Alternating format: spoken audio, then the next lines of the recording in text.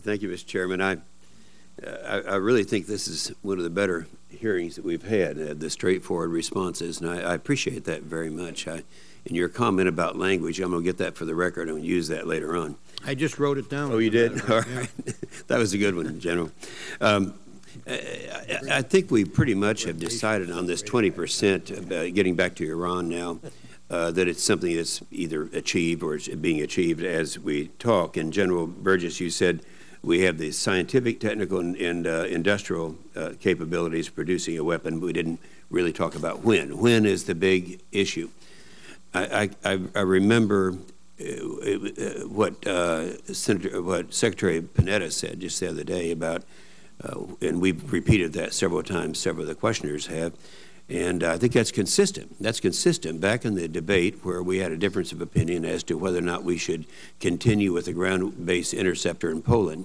At that time, the unclassified date was actually 2015. So this is pretty consistent. One thing I don't understand, and I think there are a lot of people who don't, and I'd like to get the clarification. We do know in terms of the percentage necessary for the production of power, we're talking about from 3.5 to 5% enrichment. Is that pretty well something that's been used? I think so, sir. I'd verify for power generation. I don't know what the percentage is, but I think that's right. But it's something less than the 20% that apparently where they are right now. Yes, sir, I would guess. This morning in the today's early bird, they talked about Iran has invoked the medical reactor to justify its enrichment of uranium to 20%, the higher level of refinement that nuclear power systems require. The higher enriched material also enables Iran to potentially move more quickly. So it talks about something that I have heard, and I assume is correct, that the difficulty is getting up to the 20%. The time between reaching that level and reaching the 90% that we have been concerned about goes much rapidly, more rapidly than it would be to get up to 20%. Is this accurate? That's generally true, sir, but there are a number of factors that would affect the pace and volume, which would, frankly, be best left to a closed discussion.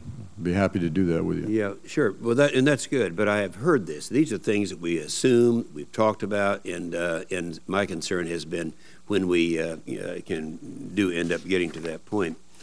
It's been reported by the President that he's weighing the options of cutting down our nuclear arsenal unilaterally by up to 80%, and that's something that I'm very much concerned about. And there are a lot of us who actually, back during when the New START treaty was debated, were concerned about these things, and I still am. It's my understanding, and I remember, and I'm going to read a quote by the President, when the President was trying to get the additional senators on board to pass the treaty. He made some commitments. He said, I recognize that nuclear modernization requires investment in the long term. It's my commitment to the Congress that my administration will pursue these programs and capabilities for as long as I am President. And yet in the fiscal year 13 budget, he's decreasing that amount by $347 million and actually delaying the system of modernization. I have a quote that I've used recently by Gates that talks about, I can't find it right here, but it talks about the fact that we have some 30 other countries that depend on our nuclear umbrella here. And do you have, either one of you have any comments to make about this, which is not a proposal yet, but it is a discussion of reduction of about some 80%? Well, sir, that's news to me, and that's, whether to what extent we may reduce or not our nuclear arsenal, certainly not an intelligence call, but I can assure you that the intelligence community will be a participant in such deliberations and would certainly convey, the threat dimensions of this. particularly with respect to our primary nuclear, the nations of primary nuclear concern, which of course Russia and China. Well, yeah, you said it's news to you, but this was released yesterday, and maybe we're preparing for this hearing and didn't get that. Let me just mention something about North Korea. Many years, I've always What I meant was news to me, sir, was reducing that to that extent. Okay, well, that was in the release yesterday.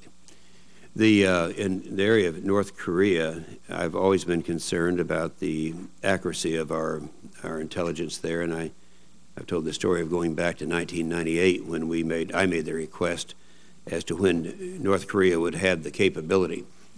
And at that time, this is a multi-stage rocket, at that time they talked about 3 to 5 years, and it was 7 days later in 1998, August 31st, that they actually fired one. I'd just like to know how confident the two of you are on the quality of the intelligence we have on North Korea.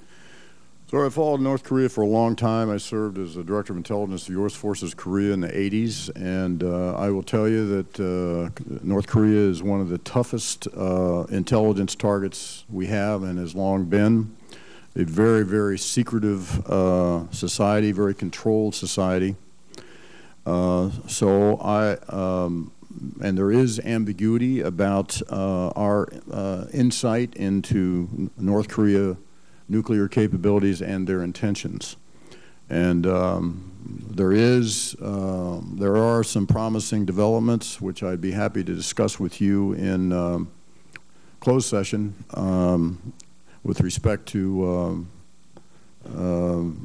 enhancing the quality of our intelligence insights. Right, I appreciate that very much. Thank you, Mr. Chairman.